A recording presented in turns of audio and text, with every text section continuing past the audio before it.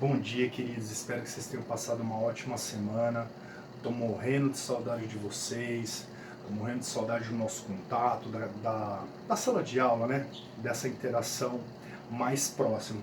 Porém, enquanto isso não acaba, simbora dar continuidade, né? Daqui a pouquinho isso vai passar e vai voltar tudo ao normal. O mais importante é a gente não parar e fazer isso da forma mais produtiva e mais verdadeira possível. É o que nós estamos fazendo, certo?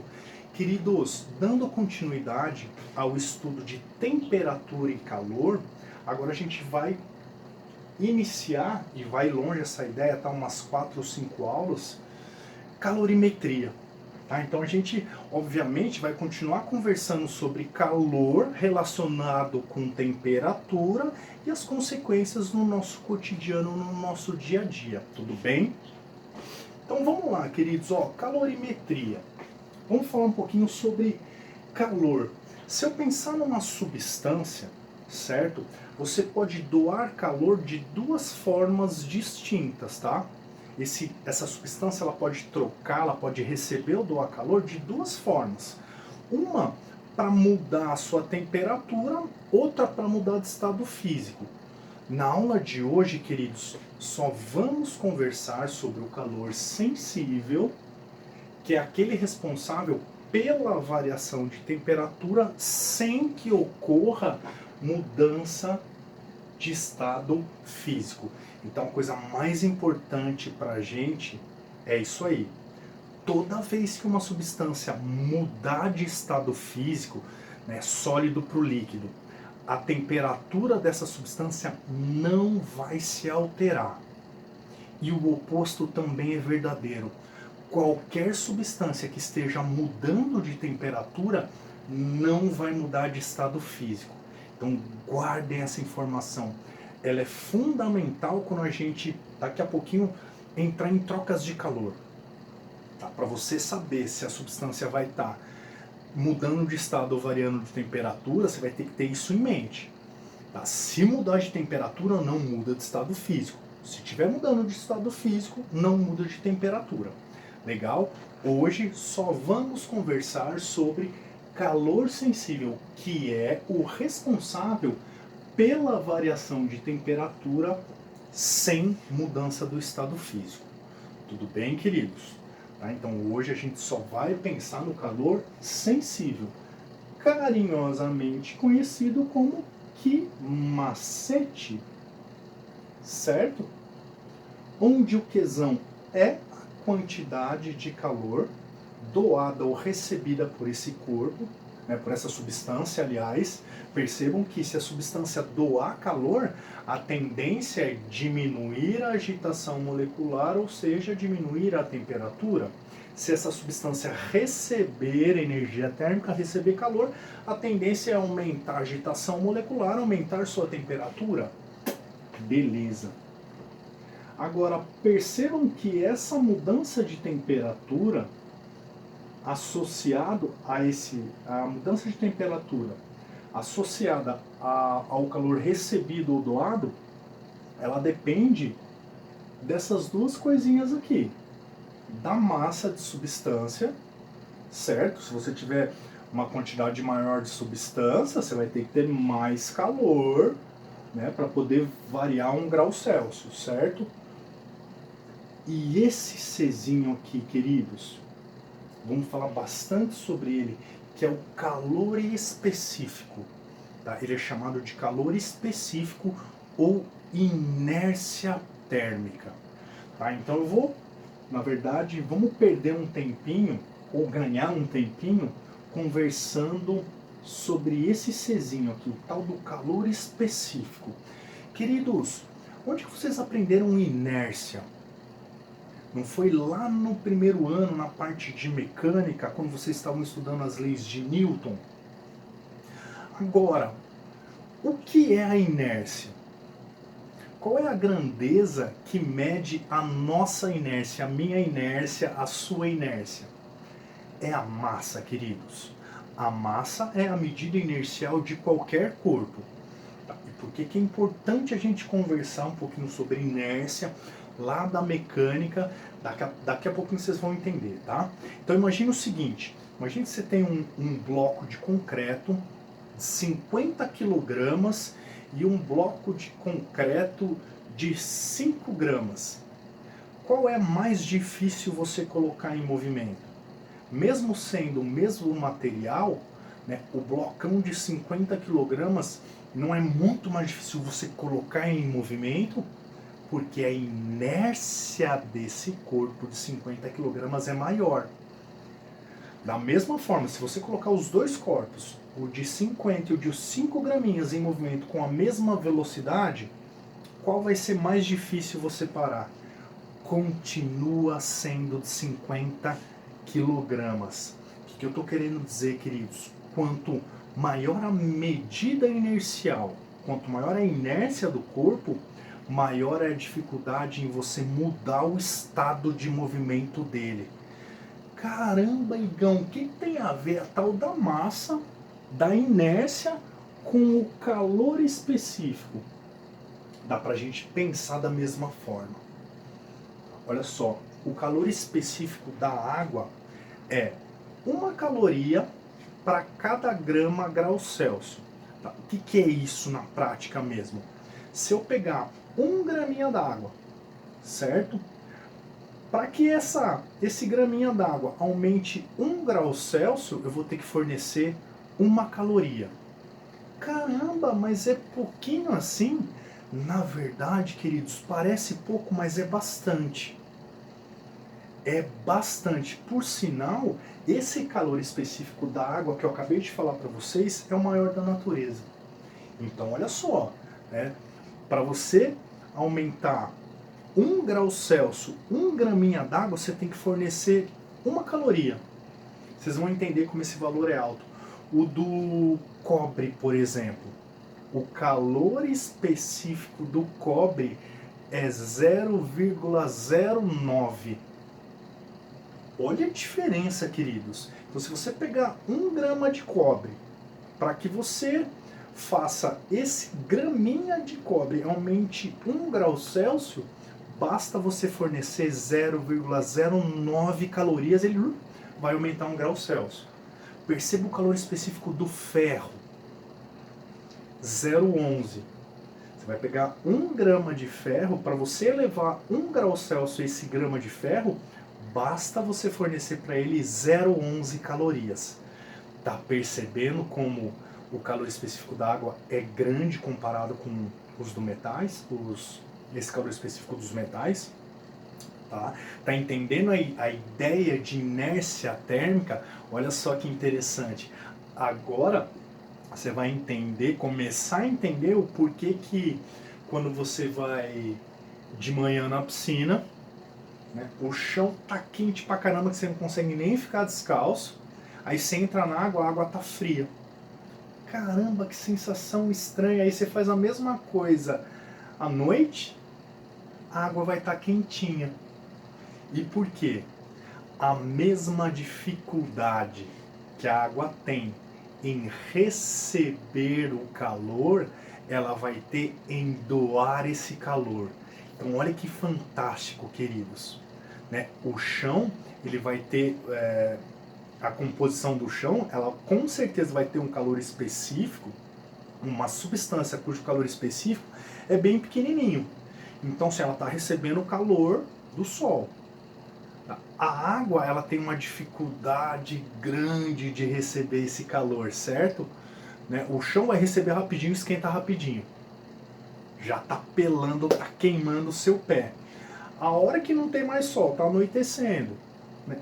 A mesma forma que ele recebeu rapidinho esse calor, o piso, ele vai doar rapidinho também. Olha que interessante, e a água? Ela não ofereceu muita dificuldade em receber esse calor ao longo do dia. A hora que está de noite, né, a mesma dificuldade ela vai oferecer para devolver esse calor para o ambiente. Olha que fantástico. Não tem tudo a ver com a inércia na massa, se a gente pensar na massa em relação ao movimento. Tá? Então, sempre que você quiser analisar a dificuldade de uma substância em receber ou doar calor, Você vai pensar aqui no calor específico, também chamado de inércia térmica. Tudo bem, queridos?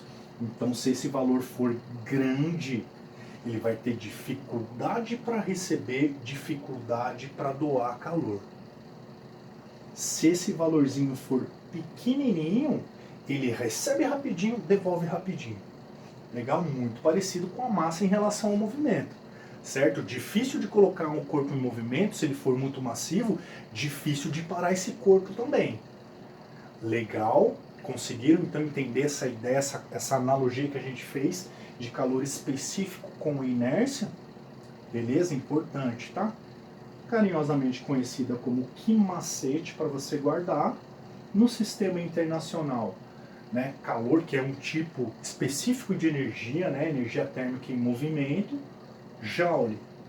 No sistema usual, caloria. E aqui, queridos, eu já quero que vocês lembrem que principalmente na calorimetria, assim, 90% dos casos, a gente acaba trabalhando no sistema usual.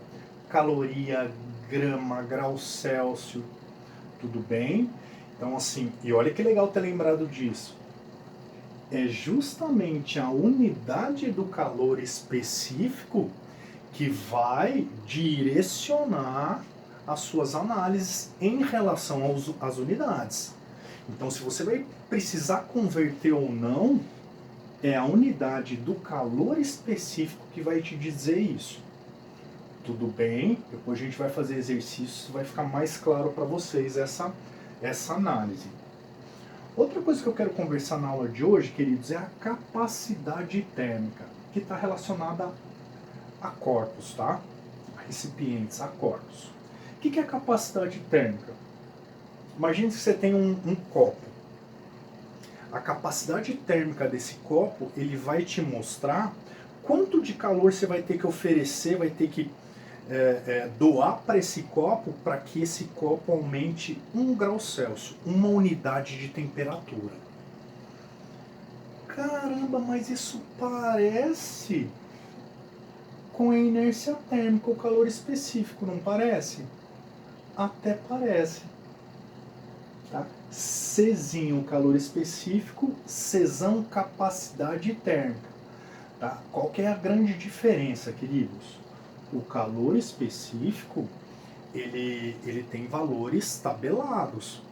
Tá? Então, o calor específico da água no estado líquido, 1 caloria grama grau Celsius. Perceba que a mesma substância em estados físicos diferentes também vai ter calor específico diferente, tá? A água sólida, gelo, vai ter um valor de meia caloria para cada grama grau Celsius. Tá? Aqui a gente só vai tratar de corpos recipientes, tudo bem? É calculado pela quantidade de calor que você vai ter que doar para esse corpo para aumentar uma unidade de temperatura. Se a gente estiver trabalhando no sistema internacional, vai ficar Joule por Kelvin. Se você estiver trabalhando no sistema usual, caloria por grau Celsius. Normalmente, caloria por grau Celsius.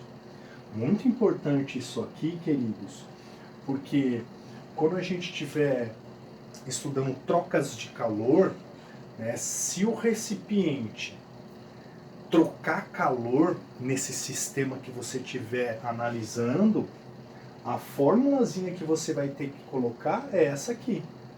Calor é igual à capacidade térmica desse recipiente vezes a variação de temperatura. Tudo bem, queridos? Tá? Então essas são as duas grandezas que a gente vai conversar hoje. Vamos fazer um exercício para ilustrar. Tá? A aula que vem a gente conversa sobre o calor latente, aquele responsável pela mudança de estado físico, para depois a gente juntar tudo. Tudo bem? Então vamos lá, na página 708, exercício 1. Leiam comigo, queridos. Assim como uma lâmpada, o Sol também tem associado a ele um valor de potência. Um método usado para determinar a potência do Sol é calcular quanta energia a Terra recebe dele por unidade de tempo. Para tal, pode-se usar uma latinha cilíndrica de alumínio pintada na cor preta, que funcionará como um corpo negro. Em uma situação experimental, foi usada uma lata cuja face, que recebe diretamente os raios solares, possui as dimensões da sombra projetada sobre o suporte, conforme o esquema ao lado. O recipiente foi totalmente preenchido com 500 ml de água pura a temperatura de 25 graus Celsius e exposto ao sol durante 5 minutos. Após esse tempo, a água atingiu 27 graus Celsius. Com base nas informações, faça o que se pede.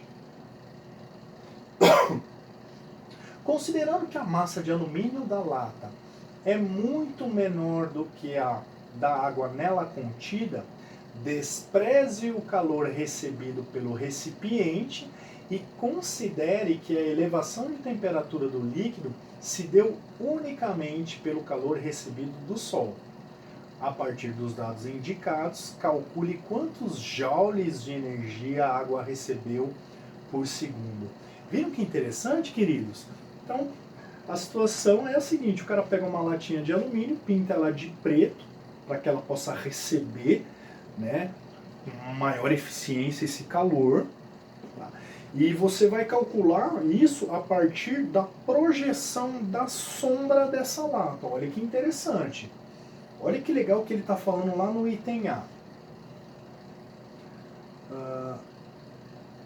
A massa de alumínio da lata é muito menor do que a da água nela contida. Despreze o calor recebido pelo recipiente.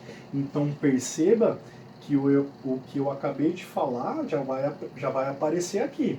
Você vai desprezar o calor trocado pela latinha.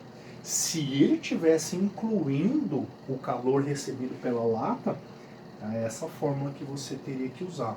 Obviamente, ele ia te fornecer esse valor aqui, a capacidade térmica da lata de alumínio. Tudo bem? Então aqui a gente está desprezando. Então só vou usar o calor sensível, certo? Que macete, para a gente analisar a quantidade de energia recebida pela água, tá? Ele está pedindo o quê? Quantidade de joule por segundo, ó, joule por segundo. O que é joule por segundo, queridos? Não é o watt? Potência, né? Variação de energia por tempo, né? A grandeza física que mede a velocidade com que a energia está sendo transferida ou transformada. Tudo bem? Então vamos calcular essa quantidade de energia aqui. Primeiro em caloria, tá? E aí aqui no quadradinho eu não li, mas ele está dizendo pra gente que cada caloria equivale a 4,2 joules. Então vamos lá, vou calcular tudo em caloria e depois a gente transforma, tudo bem? Então vamos lá, queridos, olha só. Que macete. Tranquilinho. Belezura. Esse aqui é o item A.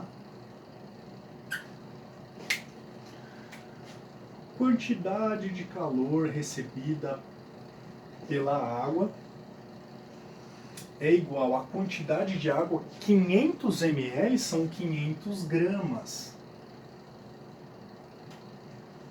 Calor específico ele está dando, queridos, como 1 caloria grama grau Celsius. Tá percebendo? Porque eu vou ter que colocar em grama.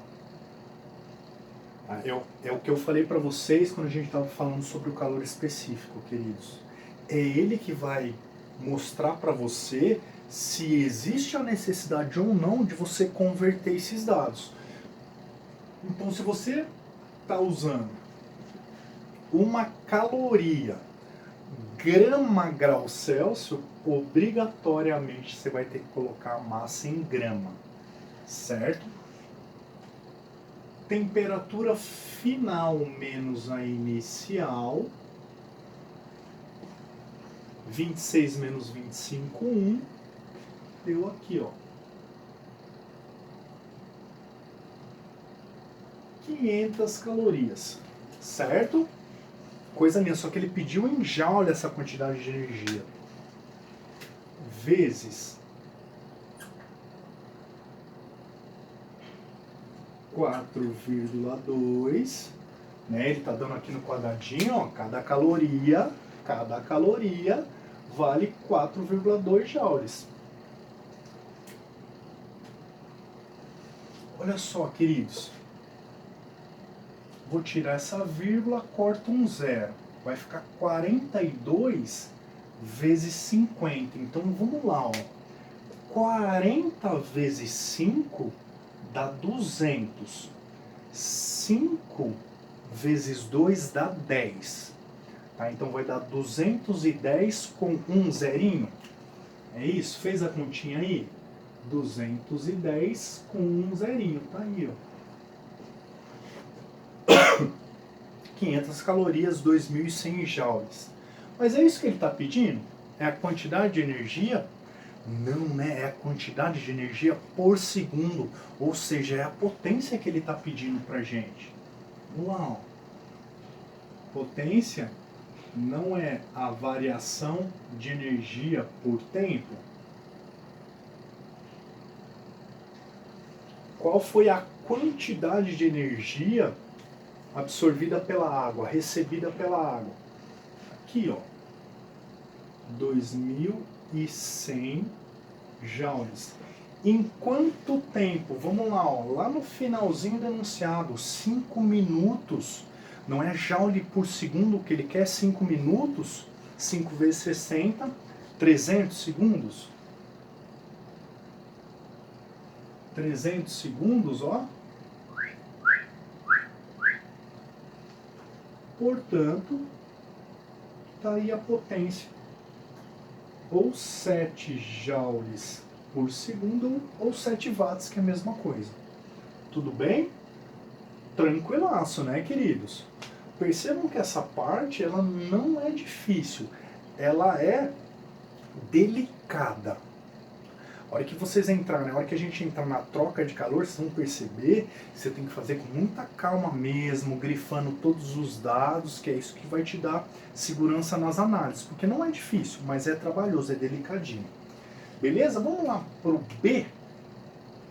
Considerando que os raios solares atingiram diretamente a área da lateral da lata, calcule quantos joules de energia cada centímetro quadrado dessa área recebeu a cada segundo. Suponha que a superfície da lata exposta à radiação solar tenha área igual à de sua sombra. Olha que bonitinho, queridos. Então, vamos calcular a área da sombra? Então, vamos ver os valores aqui, ó. Cadê? 7 por 8, né? Vizinho. Primeiro vamos calcular a área. Base vezes altura.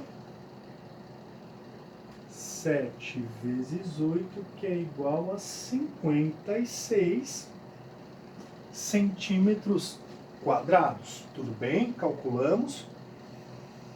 O que ele está pedindo aqui? Quantos joules de energia cada centímetro quadrado dessa área recebeu a cada segundo? Queridos, aqui ele está falando sobre intensidade de uma onda. Nesse caso, sobre uma onda eletromagnética, a gente está falando, né, de energia solar. Tudo bem? Ah, mas é importante saber isso. Olha só, intensidade de uma onda é calculada pela potência da fonte que está emitindo, dividido pela área.